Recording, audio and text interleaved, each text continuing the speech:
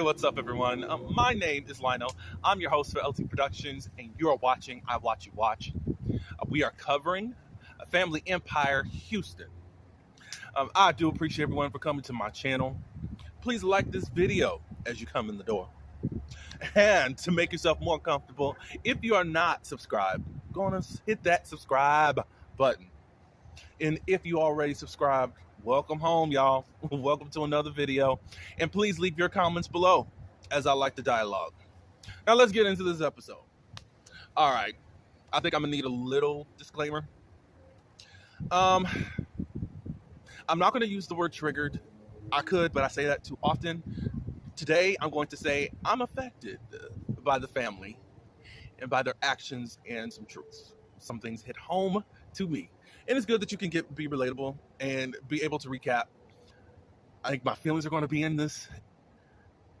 I can apologize, but I'm going to try to be as logical and fair. But I think some things just need to be said by what I see it as it is, you know? So y'all get ready. All right, so we start off the episode. We have our girl, Dramisha, Nikki. She's also invited this couple. They have a developer out there. This other lady, she's a developer, but also she's a real estate agent at Braden. And also, I think a friend too. They're out there looking at Granny's land. And Braden family, if you guys see this video by chance, I hope it's okay for me to call her Granny. I know that is affectionately yours and in your family. But I'm calling it Granny, Miss Oscarine, all of that. I do respect her for who she is, and I respect your family as that. I might slip up and say Granny, but I know my place. But the land. So he was given a vision of what he thinks that it could be, especially for the area that they're in. And he was talking about, did he say like 13 or 20 homes? I forgot which one it was. Already plotting out the land and how much land, square feet it would be. I think also adding more value, putting a park or something there that would bring in more people to live on the land and all that. You know, Dramisha's thing is about this land. Why would we just have one payout? You sell the land and the G1s get taken care of. And then there's some tension between the G1s and G2s. I want to get all of them in a room together. I want to see what that's like. How many are with me on that one? But she said, why don't we have something that can build legacy, that we can keep family going in, where there is a payout for everyone along down the road. She ended up saying, you know, Granny just wants to pay G1's bills. And then Aunt Nikki said, hold up. That's not what it is. That's not what it is. And Dramisha's like, Granny has not paid for their loan, their mortgage, a car payment. Ain't that a bill? I enjoy Aunt Nikki. Although she is in between the two and is ready to just play ball, she's still fair. And she's going to defend her sisters and brother at all costs too. It's not her being biased, but like, hey, don't do that. But I'm kind of on Dramisha's side when she's talking about paying bills. I was watching Shade in the City, who did collab with Miss Really B. Both channels are pretty phenomenal, and y'all need to add them. Subscribe to them. That's a Shade in the City, or The Shade in the City, and Really B. Go find them out, check them out, subscribe, support. But they were talking about, they think that the G1s were spoiled. They didn't have the same hustle as the G2s. It looks like the G1s kind of like had a regular 9-to-5, and nothing's wrong with that, but no type of entrepreneurship past that. And they received help from their mom and dad. The G2s are out there hustling. They're out there doing their thing with this whole Braden group and making things do what they do in a different way. And I think that's how they flowed, and that's why the G1s expect a certain payout because of what their parents have done for them. And I don't see nothing wrong with what they said, because I'm like, that sounds pretty right on the money, because we're not really hearing too much of what they do. We know Aunt Nikki is the real estate agent for Ms. Oscarine, Granny. But others, I don't know anyone else that has anything outside of the 9-to-5 as of yet. But they talk, and she just says, you know, the only people that she's got to approve is Granny, Jermisha's mom and another auntie, and maybe another one, was 3 people. So it's only got to be Granny, Jermisha's mom, and another auntie that it has to go through to order to make sense and all this good stuff. So we'll see how that goes. All right, so the next scene, Nicole. She takes her mom out. They have dinner. I'm so glad these folks are ordering something more than just chicken or, some of the more the more regular foods. They're in a real restaurant ordering lamb chops. I said, okay, get it, y'all. I love it. I love to see Black people spend money. I don't like the label ones. The ones that just think, oh, this is Fenty. This is whatever else, whatever labels are out there. No, you're just trying to show off and trying to look good for impress other people. No, spend your money, but have some sense with it at the same time. I don't need to know that you got a Louis Vuitton. Who cares? Whatever. But yeah, spend that money on them lamb chops. But anyways, they get to talking. Nicole is thinking about having another child, and she's just revealed to her mom, and she has not said anything to the rest of the family. Her and Larry were about to go through IVF. They have one child right now, Layton, and that's the one. Right before that they were about to start the process of IVF, she finally had gotten pregnant with Layton. Layton looks like she's about 7 or 8 years old, and she says, I think that Layton needs a sibling. Now, I'm just putting a pin in there. I'm not saying that this is Nicole and Larry's, but parents, have y'all asked your child if they want a sibling? Just saying. Does she need one? Has she been asking for one? And I'm not saying this for Nicole or whatever, but I just would love for anyone that watches this video to think, okay, so am I making the decision because I want it for myself, or am I just saying it to say, oh, they need a brother or sister? I'm just saying. But anyways, Nicole says, I'm very fortunate that I did have a sibling. I had a best friend growing up. It's something different than having the cousins. That right there just kind of leaves a lot of questions in the air. But I would love to see, let me just say this first.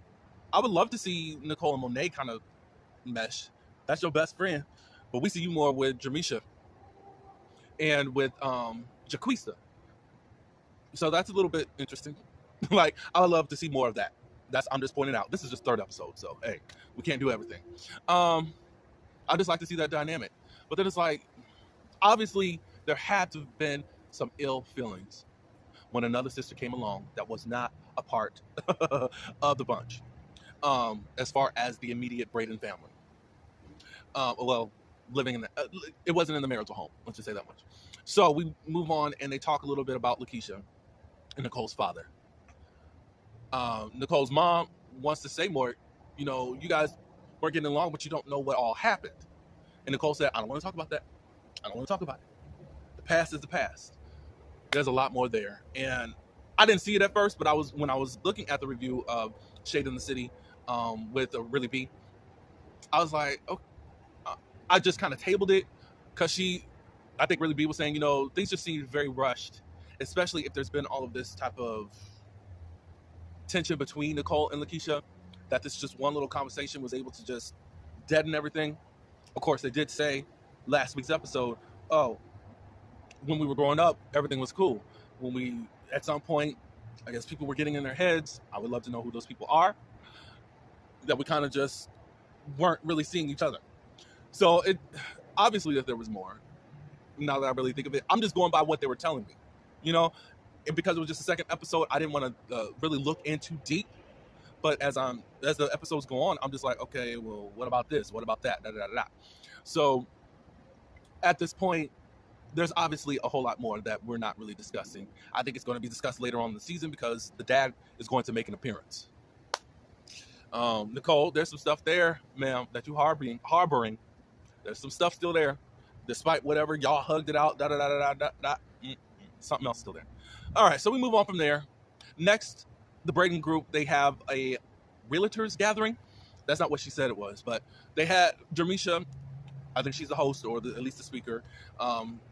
They bring in a bunch of realtors from all over probably the Houston area, and Jermisha's there speaking into them.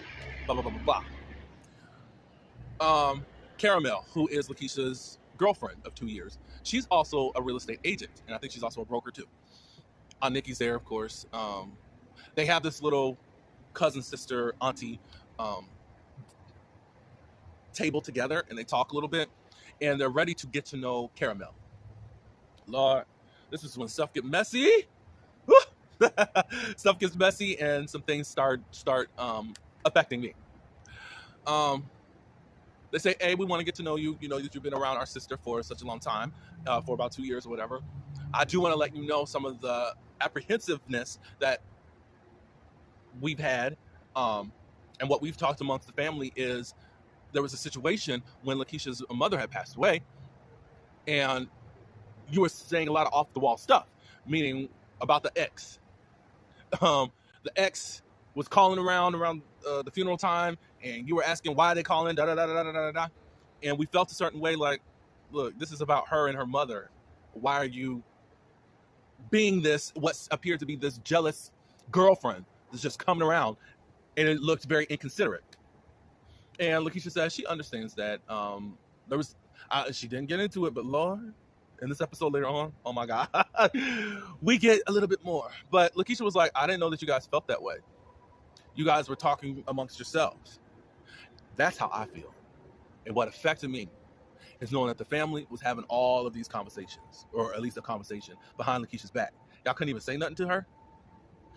And that's the weird thing, because I think Lakeisha, as the episodes go on, Lakeisha is very validated in how she feels about the Brayden family. I don't think she's ready to cut them off. I mean, she's wanting to embrace them even more now that she doesn't have her mother.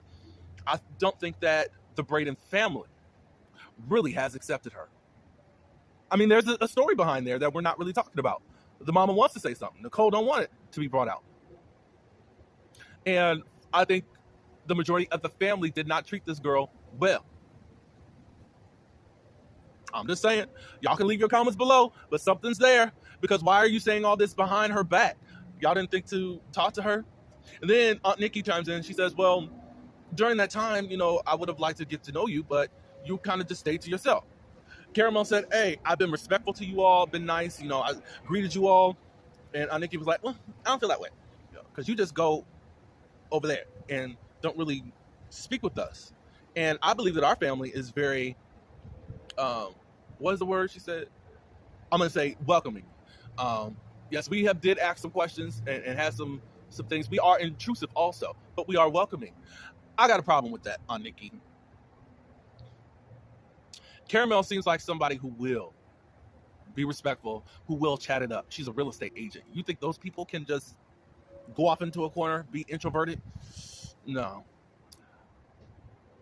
I still respect the Brayden family, but I think that there's some things that need to be called out, because what are we talking about here? You guys are in an embracive family and welcoming family, but you have a girl that is over in the corner. I think that there's some responsibility that needs to be taken accountable for from the Brayden family at how they may treat certain people. I'm not even saying it's a everyday thing. I'm sure you guys are a great, warming family. I think that there could be some biasness over certain things, and I think that should be discussed. But y'all can tell me what y'all think below. Am I crazy or am I crazy? Because it's like y'all were that welcoming, but y'all had all of these built up. Well, you had a built up question and a built up judgment from an observation of her, and y'all want to say that y'all are embracing. That's not adding up. 1 + 1 still equals 2. And no. I think y'all saw that and y'all was through. That's what I think. I could see Caramel feeling that energy and just said, let me just retreat back. I'll be the girlfriend. Or what did they say? Lakeisha treats you like an ornament. I said, oh. Lakeisha makes sure that Caramel is standoffish or protects her in a way, I guess. But anyways, we leave that conversation because they are basically going to work on getting to know Caramel. All right, so we move on to, and I can't believe I'm at 20 minutes already. We're going to cut this down. We move on to Jermisha and Justin. Justin comes home. They talk a little bit. She's still working on her plans for the Granny's property. We find out that Justin has a 9-to-5, also working for Brayden, and he's a musician. I got questions, y'all. If Justin's the top seller and he is not scheduled 9 to 5. Don't y'all got some questions about that? How is he the top seller and it's not even his full-time job? And he's a musician? That's a little bit head scratching, but I'll leave it there. And if something comes up later on in this season or next season, I might revisit this, but put a pin there. Set it on the table. Maybe in the middle so we can't grab onto it right away, but if we need to grab onto it, let's grab onto it. Because it's like, how can he do all this? So we also see their 1-year-old child, I think it's Justin too, or they call him JJ, so I think he's got to be a junior or whatever.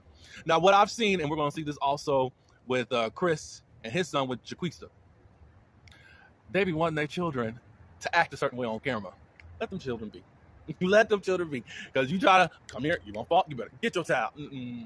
Come on now. So that was a little cute scene. Then we move on to Chris. Chris is at home, and he's spending time with his child. I forgot the child's name, the son, but Jaquista is in Mexico with her group. He says he loves spending time with his son. He does know that his son is a mama's boy, but he hopes it flips a little as he grows up. However, he does understand his son because he was a mama's boy, but his father was incarcerated, and you're around, and he's around. So they ended up calling Jaquista. Hopefully, I said his name right. From Mexico. She talks a little bit about having 6 shots of tequila and all this good stuff. Chris is feeling a certain way because there has not been a contract drawn up yet. It's been 2 weeks. And he's like, all I know is I don't know if I'm going to stay with Brayden or not. And Jaquista's like, hold up. Bruh, there's still bills to be paid. We ain't doing all this like extra stuff. Like, get all your ducks in a row. Make sure you are prepared if you're about to leave Brayden. So, I don't know. I love Chris. I tweeted it too. I don't know. I root for him. Even though this is only the 3rd episode, I feel like he has a likability. He's going against the Braydons because he's wanting a respect as to what I'm seeing that he's not getting. All right, so we move on to Lakeisha and Caramel. Keisha and Caramel, they talking, well, they go to this house. Their leases are up. And they're thinking about moving in together. And Caramel is kind of like, what are you thinking about this move-in? How your family's going to think about this with you not being married? The Brayden family is traditional. So when y'all said traditional, do y'all really accept queer people? Just asking. So y'all can put that on the dinner table in the middle somewhere where you can't reach it or whatever. Just asking. If they're traditional in the South, do they accept queer people? All right, so we move on. Lakeisha's like, I guess that'll be okay. We're gonna do what we do. Blah blah blah blah blah. So Caramel says, you kind of left me hanging about the whole situation, about when your mother passed, and what was really going on, because it seems like you were trying to protect yourself, and as to even the reason why I was reacting the way that I was. And Lakeisha's like, no. Well, did you tell your family? No, I didn't. So Lakeisha says that, look, we find out that Caramel set up these boundaries. Lakeisha does confess, I did violate some of these boundaries that Caramel had with an ex, and she was calling me out for that. She says, we can tell her the family some of it. It's like, well, get your girlfriend off of the chopping block here. It's not her fault. From an optics situation, you would think that Caramel would just be there or whatever. I think Caramel knew to protect the relationship because she could have just really dropped threw Lakeisha under the bus. But she was protecting the relationship and also protecting Lakeisha. So she said that she'll tell them some of what was going on back then. Now, hopefully you bring out the most important part, Lakeisha. I'm just saying. So Caramel is not all that bad. And I don't think she's that bad at all. She's just been misrepresented. All right, so we move on to Justin. He's having a night of being a musician. And some of the family is there. Nikki, Nicole, Jamisha, Monet, Lakeisha, and Caramel are coming. They're not there as of yet. We find out that Lakeisha communicates to the family like, I don't like how y'all really was ambushing. She feels like it was an ambush. I think now, since you want to hold somebody accountable, like y'all didn't even say nothing for a whole 2 years. And y'all never even talked to Lakeisha about it. That is odd to me, but y'all talk to each other. That's where I'm getting at, where I'm like, oh gosh. Before I get there, wait. Nicole visits Miss Oscarine, and she's teaching, Miss Oscarine visits Nicole. We see Leighton there, and they're waiting on Miss Oscarine to pull up because Miss Oscarine is going to teach Nicole how to make cabbage. How many love cabbage? I actually love cabbage. It's pretty good, Of course, if it's flavored right, Of course, some of y'all vegans will not really, or would it be vegans? Yeah, vegans wouldn't appreciate some of the seasoning and the things that we put in for cabbage, but hey, it gives it flavor, and we eat it. To fix the food, and then Miss Nicole just said to Miss Granny, she was talking about, they're thinking about adopting. We find out that Granny was adopted at 5 months. I said, wow. And she was given to a great family and treated her well, and she had the best life. And Nicole said that she's thinking about adopting. And by the experience of what Granny is saying, that's how she really wants that to happen in their home and giving someone that type of comfort. The most I'm saying today is that I'm adopted. So I feel some things with Miss Granny. So, and her story. So let's jump on. Wait, before we jump. Nicole has a conversation like, hey, I don't want nobody to try to sway you or talk you into anything that you don't really want to do. Meaning in the whole Dramisha development G2 thing. And she said, oh, I know.